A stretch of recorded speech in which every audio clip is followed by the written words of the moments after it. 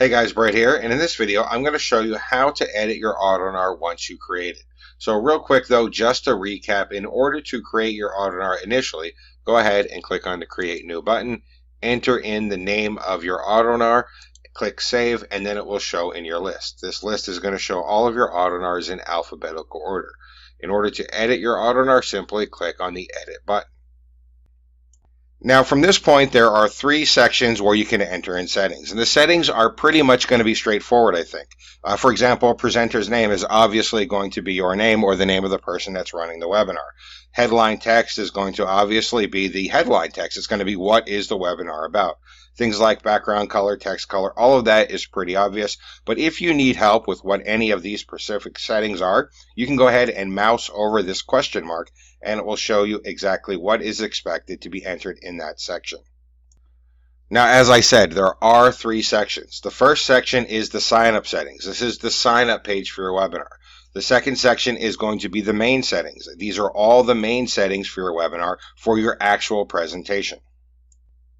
These settings also should be pretty self-evident, but there are a couple of settings that I do want to specifically point out. So the first one is going to be the video end redirect. So your AutoNAR is basically a video. It's an automated webinar, so it's a video that runs. People cannot pause the video. People cannot edit the video.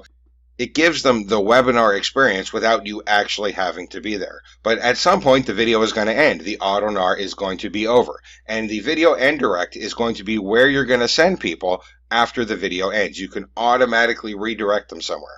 Generally speaking, if you're promoting a product, this is going to be your affiliate link, because after the webinar is over, you're going to want them to go to your affiliate link so they could possibly make a purchase. So what you would put in here is your affiliate link or a link to your product if you're promoting one of your own products.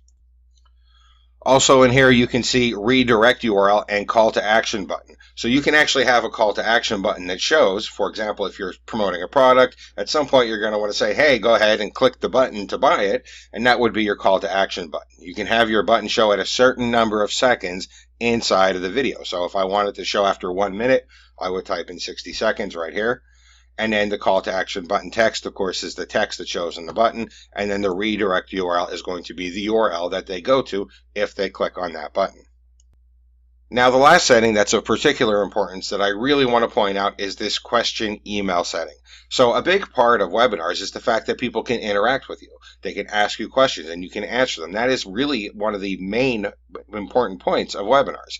So AutoNARs allows people to ask you questions. There's actually two ways they can ask you questions. The first thing you need to do, though, in order to get questions is enter in an email. So you enter in your email address, and anytime somebody asks a question, that question will be sent to you via email. And what I like to do is actually enter in my Gmail address, so that way I get a notice on my phone if somebody asks a question. I can answer right from my phone. So I don't even have to be at my computer or anything while this is running, and I can answer their questions in real time.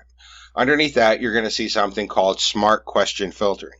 And what this does is it filters out short questions. So if somebody just answers like yes, or somebody answers like I do, or something like that, which is basically just them interacting with the webinar, you don't want to get emails for that because there's really no question there. So you can go ahead and turn Smart Question Filtering on or off to filter out those short one-word messages that are generally just going to be them interacting with the webinar and not asking you an actual question. Underneath that is another important setting, which is answer type. So whenever somebody asks you a question, you're going to get an email about that question. But how you want to answer them is up to you. So you can either answer them via email, so your answer will actually go to their email address, or if you're going to answer them quickly and you know you're going to answer them quickly, you can actually change the answer type to live answer. And instead of the email that you send out going to their inbox, it will actually go to the webinar and show on the webinar screen. So you can answer people in live real time while they're on your AutoNAR. This is a powerful feature that makes your AutoNAR just as interactive as a real live webinar. Only, of course, you don't actually have to be there.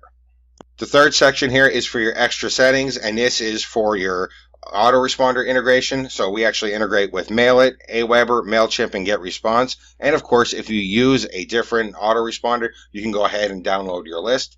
And there's also settings here for your auto-generated replay page. So AutoNars will automatically generate a replay page for your webinar, and you can go ahead and enter in any button text for your call to action button and a timer if you want to have a timer.